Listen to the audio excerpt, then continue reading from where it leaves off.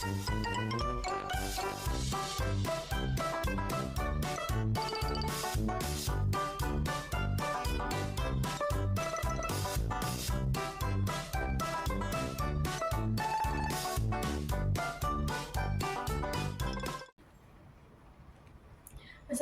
warahmatullahi wabarakatuh. Perkenalkan, saya Lutfi Hutami Destuti dari kelas 4D PAI dengan NPM 231063111118.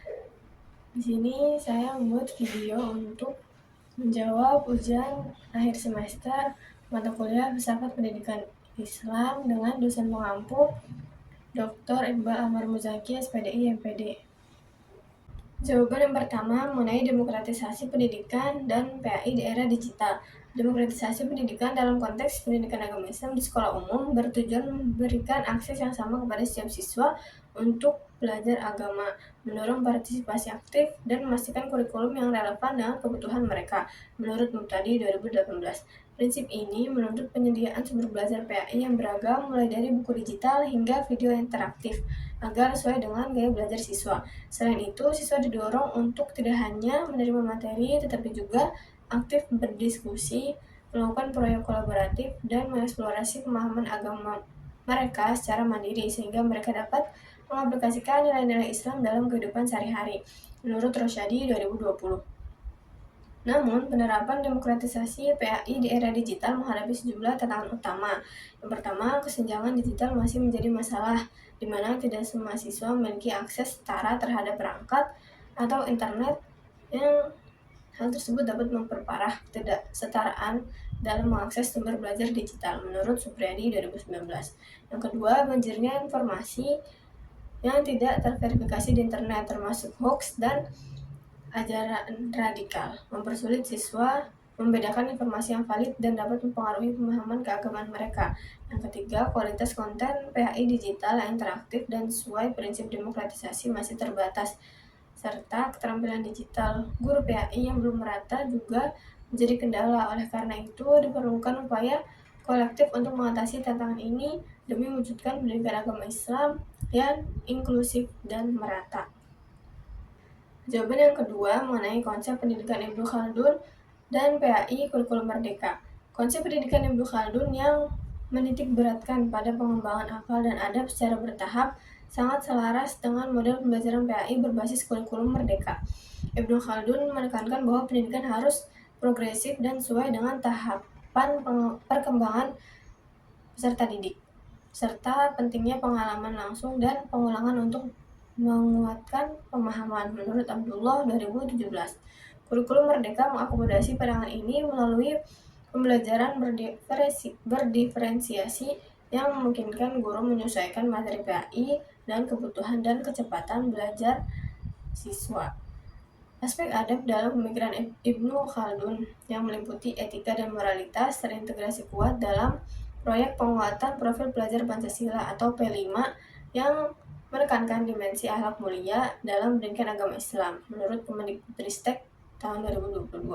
Sementara itu, pengembangan akal atau kemampuan intelektual dalam PAI di kurikulum merdeka didorong melalui pembelajaran kontekstual dan berbasis pemecahan masalah, di mana siswa dilatih berpikir kritis dan kreatif dalam memahami ajaran agama. Aplikasi sintesis ini di sekolah menengah pertama dapat berupa proyek tematik seperti membangun masyarakat berakhlak mulia di era digital, di mana siswa menganalisis isu moral atau akhlak dan merencanakan kampanye etika digital atau adab, sehingga pembelajaran PAI menjadi relevan dan membentuk karakter yang utuh, menurut Fauzi 2023. Jawaban yang ketiga mengenai integrasi ilmu agama dan sains Kiai Haji Ahmad Dahlan dalam menghadapi dekadensi moral. Pandangan Kiai Haji Ahmad Dahlan tentang integrasi ilmu agama dan sains sangat relevan untuk mengatasi dekadensi moral di kalangan pelajar saat ini. Beliau meyakini bahwa pemisahan antara kedua ilmu tersebut akan menghasilkan generasi yang cerdas secara intelektual, namun minim landasan moral, menurut Haidar 2015. Integrasi ini memberikan fondasi moral yang kuat dari ajaran agama dan mencegah sekularitas berlebihan, dan juga mendorong pelajar untuk berpikir kritis dan holistik, sehingga ilmu pengetahuan diimbangi dengan kesadaran etis dan tanggung jawab sosial, menurut Azra 2002. Ini penting untuk mengatasi penyalahgunaan teknologi, bullying, atau ketidakpedulian terhadap lingkungan. Desain pembelajaran PAI yang mencerminkan semangat integratif ini adalah model ekologi Islam dalam menjaga lingkungan dengan ilmu dan iman. Dalam model ini, siswa tidak hanya mempelajari ayat-ayat Al-Quran dan hadis tentang lingkungan, tetapi juga menganalisis dampak kerusakan lingkungan dari perspektif ilmiah atau sains. Contoh aplikasinya adalah proyek ekomasjid atau sekolah, di mana siswa merancang dan mengimplementasikan solusi nyata seperti pengelolaan sampah dan penanaman pohon dengan mengaplikasikan pengetahuan ilmiah dan nilai-nilai Islam tentang menjaga amanah dan kebersihan. Pendekatan ini bertujuan membentuk individu yang tidak hanya berilmu, tapi juga berakhlak mulia dan bertanggung jawab terhadap lingkungan sebagai wujud dari ibadah. Jawaban yang keempat, pemikiran Ki Haji Hasyim Asy'ari tentang akhlak dan tawadu guru dalam PAI. Pemikiran Ki Haji Hasyim Asy'ari yang menekankan akhlak mulia dan sikap tawadu atau rendah hati terhadap guru sangat penting dan dalam pengembangan karakter siswa pada pembelajaran PAI. Bagi beliau, ilmu tanpa akhlak ibarat pohon tak berbuah dan tawadu kepada guru adalah kunci keberkahan ilmu. Menurut Asy'ari 2017. Ini berarti pendidikan PAI harus berfokus membentuk pribadi yang jujur, amanah, toleran, dan berempati, bukan hanya menghafal teori. Sikap hormat siswa terhadap guru mendorong keterbukaan hati dalam menerima ilmu dan jauh dari kesombongan. Krisis keteladanan guru di era modern dapat diatasi dengan mengimplementasikan nilai-nilai berikut. Yang pertama, reorientasi etika profesi guru PAI harus menempatkan akhlak dan tawadu sebagai inti profesionalisme. Menurut Abdurrahman 2018, guru PAI perlu menyadari peran mereka sebagai uswatun hasanah atau teladan baik dan terus menunjukkan kerendahan hati dalam belajar. Yang kedua, membangun budaya hormat di sekolah dan memastikan akhlak tidak hanya diajarkan teoritis, melainkan dipraktikkan melalui kegiatan rutin dan juga teladan guru. Dengan demikian, penekanan Ki Haji Hasyim Asy'ari dapat memperkuat integritas guru dan membentuk karakter siswa yang utuh sejalan dengan tujuan pendidikan Islam. Jawaban yang kelima, pemikiran Ahmad Hasan Persis dan kurikulum PAI. Pemikiran Ki Haji Ahmad Hasan dari Persatuan Islam atau Persis sangat menekankan purifikasi ajaran Islam melalui pendidikan yang berbasis langsung pada Al-Quran dan hadis. Ini berarti kurikulum PAI harus memprioritaskan kajian mendalam terhadap dua sumber utama tersebut, menjauhkan diri dari taklid buta, serta membersihkan ajaran dari bid'ah atau khurafat yang tidak berdasar. Menurut Nasruddin 2017. Pendekatan ini mendorong siswa untuk berpikir rasional dan kritis, mencari dalil yang kuat, bukan sekedar mengikuti tradisi. Pemikiran Ahmad Hasan ini lebih mendukung reformisme atau pembaruan dalam pendidikan. Beliau adalah seorang reformis yang ingin mengembalikan kemurnian ajaran Islam dengan mengkritik taklid dan mendorong ijtihad atau penalaran independen berdasarkan Al-Quran dan hadis. Menurut Jalani 2018. Meskipun ada sentuhan konservatisme dalam semangatnya untuk melestarikan ajaran asli, tujuan utamanya adalah pembaruan metodologi dan pemahaman agar Islam kembali pada esensinya. Oleh karena itu, ia tergolong sebagai reformis Puritan yang ingin membersihkan dan memperbarui pendidikan agar sesuai dengan ajaran Islam yang murni.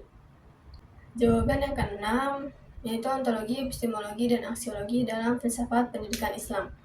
Ontologi, epistemologi, dan aksiologi adalah tiga pilar filsafat yang saling berhubungan erat dalam membangun kerangka pendidikan Islam.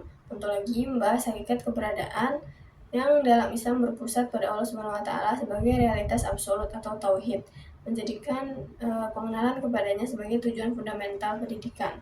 Menurut Abdullah 2015. Dari sini, epistemologi menjelaskan bagaimana pengetahuan tentang hakikat tersebut diperoleh, yaitu melalui wahyu atau Al-Quran dan hadis, dan akal dengan integrasi ilmu nakliyah dan akliyah. Menurut Nata 2017. Pengetahuan yang benar harus bersumber dari keduanya untuk memahami realitas. Kemudian, aksiologi menetapkan nilai dan tujuan akhir dari pengetahuan yang diperoleh. Jika ontologi memberi landasan eksistensi dan epistemologi memberi cara mengetahui, maka aksiologi yang memberi arah untuk apa pengetahuan itu digunakan. Demi mencapai kebahagiaan dunia dan akhirat, serta membentuk manusia yang berakhlak mulia atau insan kamil yang mengabdi kepada Allah SWT menurut Shodikin 2018.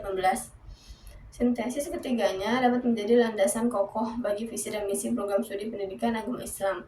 Visi PAI dapat berlandaskan ontologi, misalnya meluluskan pendidik muslim yang berlandaskan tauhid.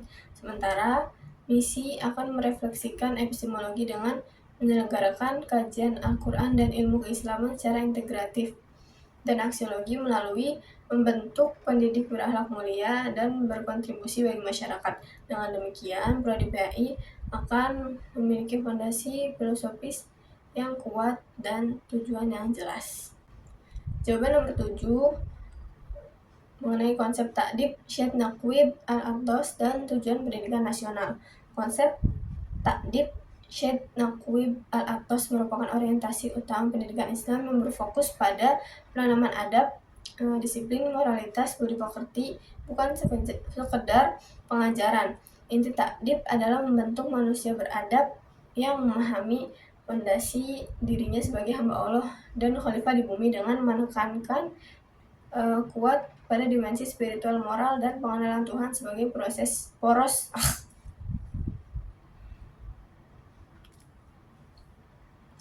Jawaban nomor 7 mengenai konsep Ta'dib, Syed Naqwib Al-Aqdas dan tujuan pendidikan nasional.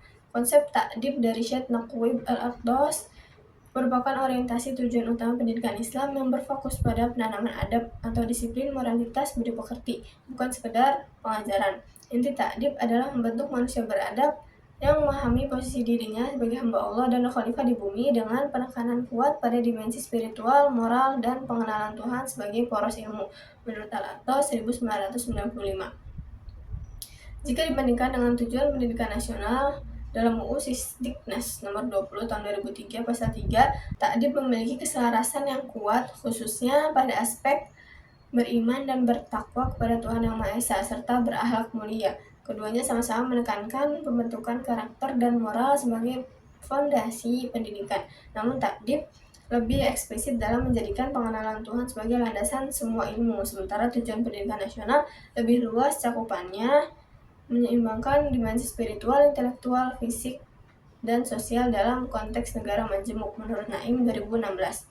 Penerapan Ta'dib dalam RPP PAI berarti fokus pada internalisasi adab melalui tujuan pembelajaran yang menekankan perilaku dan sikap, bukan sekedar hafalan. Misalnya dalam topik sholat, tidak hanya tata cara yang diajarkan, tetapi juga bagaimana sholat ini membentuk pribadi disiplin dan mencegah perbuatan keji. Metode pembelajaran harus mendorong pembiasaan adab melalui proyek, simulasi, dan keteladanan dari guru, serta penilaian yang otentik dan holistik, mencakup observasi sikap dan penilaian diri. Jawaban yang ke-8 yaitu Islamisasi ilmu pengetahuan Ismail Roji Al-Faruqi dan model pembelajaran interdisipliner PAI ilmu sosial. Ismail Roji Al-Faruqi mengusulkan Islamisasi ilmu pengetahuan sebagai upaya mengintegrasikan ilmu modern dengan prinsip-prinsip Islam, membersihkan asumsi sekuler, dan menginfusnya dengan nilai tauhid serta etika Islam, menurut Al-Faruqi 1982. Dalam konteks sekolah, ini dapat diwujudkan melalui model pembelajaran interdisipliner. Salah satu model yang dapat diterapkan adalah keadilan sosial dalam perspektif Islam dan sosiologi untuk mengatasi masalah sosial di komunitas kita. Untuk jenjang SMA atau Madrasah Aliyah, model ini mengintegrasikan PAI dan sosiologi. Siswa pertama-tama diperkenalkan pada konsep keadilan sosial dalam Islam, misalnya adil atau peradilan, zakat, dan masalah sosial dari perspektif sosiologi, misalnya kemiskinan, diskriminasi, dan lain-lain. Selanjutnya, siswa melakukan observasi dan kajian mendalam terhadap masalah sosial di lingkungan mereka, menganalisisnya baik dari landasan Islam maupun teori sosiologis, menurut Azra 2006.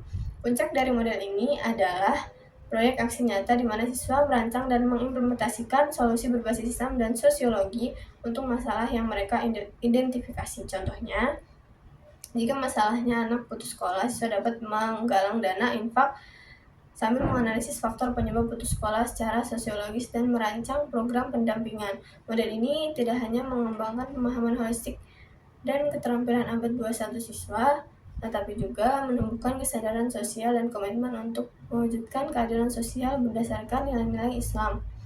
Mungkin hanya sekian yang bisa saya sampaikan, kurang lebihnya mohon maaf. Terima kasih. Wassalamualaikum warahmatullahi wabarakatuh.